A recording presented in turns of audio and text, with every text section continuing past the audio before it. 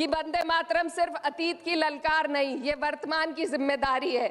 आज वंदे मातरम को बुनियाद बनाकर राजनीति की जा रही है, लेकिन जमीन पर जंगल पूंजीपतियों को सौंपी जा रही है, आदिवासियों को उनके घरों से उजाड़ा जा रहा है।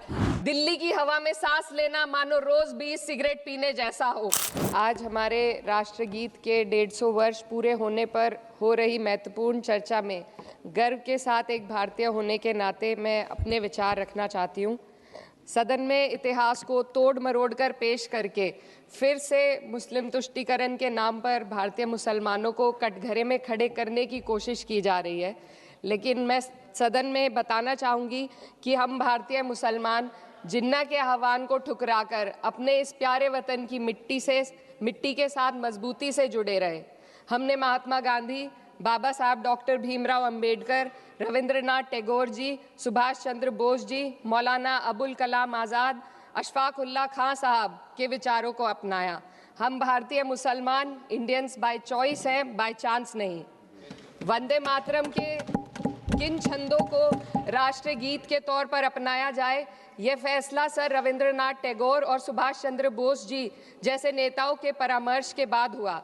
क्या अब हम उन महान नायकों की समझ पर प्रश्न चिन्ह उठाएंगे, उन्हें देश को बांटने वाला और तुष्टीकरण करने वाला कहने का पाप करेंगे? उन महान हस्तियों ने वंदे मातरम के उन छंदों को अपनाया जिन्होंने देश के हर वर्ग, हर धर्म के मानने वालों को एक सूत्र में पिरोने का काम किया।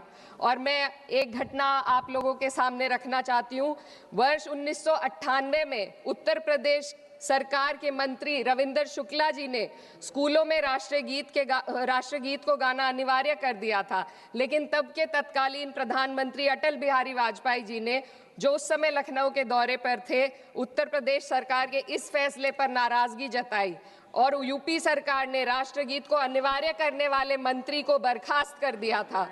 अब मैं सत्ता पक्ष से सवाल करना चाहूंगी कि जो विजन आजादी के समय के लोगों का था राष्ट्रगीत को स्वेच्छा पर छोड़ने का, उसी का अनुसरण माननीय अटल बिहारी वाजपेयी जी ने किया, तो क्या वह भी मुस्लिम तुष्टीकरण कर रहे थे? जी नहीं, अटल बिहारी वाजपेयी जी राजधर्म निभा रहे थे। देश में सब धर्मों को एक साथ लाना, सबके जज्बात का एहसास करना ही सबसे बड़ा राष्ट्रवाद है। माननीय अध्यक्ष महोदया, आज हमें वंदे मातरम के असली भाव को समझना जरूरी है।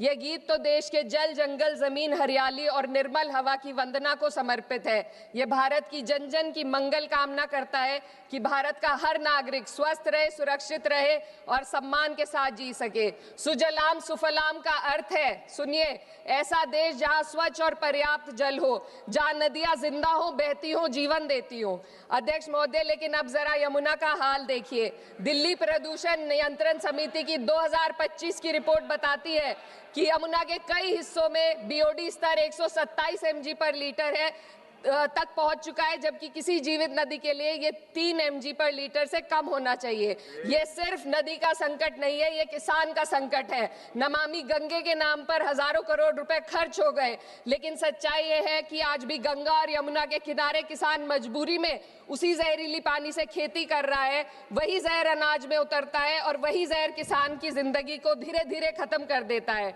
अध्यक्ष महोदय, जब पानी जहर हो जाएगा तो सुजलाम कैसे होगा? जब किसान बर्बाद होगा तो सुफलाम कैसे होगा?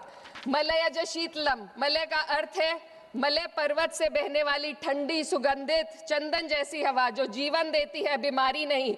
आज मैं इस सदन से पूछना चाहती हूँ, क्या आज के भारत की हवा मलयज शीतलम है? नहीं अध्यक्ष जी, बस संसद से बाहर कदम रखिए, एक गहरी सांस लीजिए। ये चंदन की महक नहीं, ये जहर है जो आपके हमारे फेफड़ों में उतर रहा है। दुनिया के 20 सबसे प्रदूषित शहरों में से 13 भारत में है। दिल्ली की हवा में सांस लेना मानो रोज 20 सिगरेट पीने जैसा हो। भारत हर साल सर्दियों में जहरीली हवा के प्रकोप में घिर जाता है। AQI गंभीर स्तर पर आ जाता है।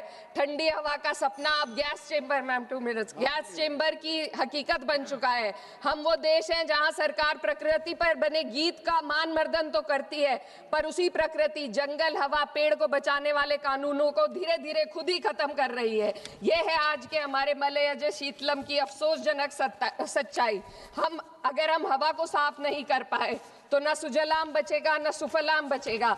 माननीय अध्यक्ष महोदया, सस्य श्यामलम का अर्थ है ऐसा देश जहां उपजाऊ जमीन हो, जहां खेत फसल से भरे हो और किसान कर्ज और निराशा में न डूबा हो। आज किसान सिर्फ मौसम से नहीं लड़ रहा, वह प्रदूषण, नीतियों की बेरुखी और सिस्टम की नाइंसाफी से लड़ रहा है। एक तरफ कॉरपोरेट के लोन माफ होते हैं, दूसरी तरफ किसान को उसकी वाजिब एमएसपी भी नहीं मिल पाती है। आप ग्लोबल सुपर पावर बनने की बात करते हैं, लेकिन हमारी पर कैपिटा इनकम दुनिया में 136वें नंबर पर है। हम अपने छोटे पड़ोसी देश से भी पीछे हैं। हमारे लोग $2,500 तक भी नहीं कमा पा रहे एक साल में, और जिन अरबपतियों की ये रक्षा करते हैं वो इतना पैसा एक सेकंड में कमा लेते हैं।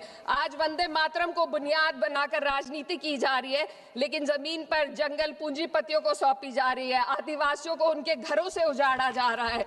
मातरम में जो मात्रा माता है वे सिर्फ मातृभूमि की वंदना नहीं, वे इस धरती की हर नारी, वे इस देश की हर बेटी, हर महिला के सम्मान की बात भी करता है। लेकिन आंकड़े अगर आप देखेंगे, एनसीआरबी की हाल की रिपोर्ट के अनुसार, मैम जसवंत के अनुसार, देश में हर वर्ष लगभग 30,000 से अधिक बलात्कार हो रहे हैं। यानी एक दिन में 80 से अधिक महिलाएं यौन हिंसा का शिकार होती हैं, और ये सिर्फ दर्ज मामले हैं। जब जम्मू कश्मीर की एक बच्ची हिंसक अत्याचार का शिकार होती है, जब सत्ता से जुड़े लोगों पर आरोप लगते हैं और कार्रवाई वर्षों लटक जाती है, जब उन्नाव की पीड़िता लखनऊ के दरबार में इंसाफ को लेकर अपनी जान देने पर आमादा होती है, जब बिल्किस बानो के अपराधियों का सरकार के लोग द्वारा स्वागत किया जाता है, तो ये घटनाएं वंदे मातरम की आत्मा पर चोट पहुंचाती है। मैं अध्यक्ष महोदया बस यही कहना चाहती हूँ अपनी बात को अंत में रखते हुए कि वंदे मातरम सिर्फ अतीत की ललकार नहीं, ये वर्तमान की जिम्मेदारी है। ये आत्म मंथन की घड़ी है। यही समय है कि हम वंदे मातरम को सिर्फ नारा नहीं, नीति और जिम्मेदारी बनाए। और अपने जज्बात को मैं आलमा इकबाल साहब के तराना हिंद के साथ इस सदन में रखना चाहती हूँ कि सारे जहां से अच्छा हिंदुस्तान हमारा, हम बुलबुले हैं इसके, ये गुलसिता हमारा। मजहब नहीं सिखाता आपस में बैर रखना,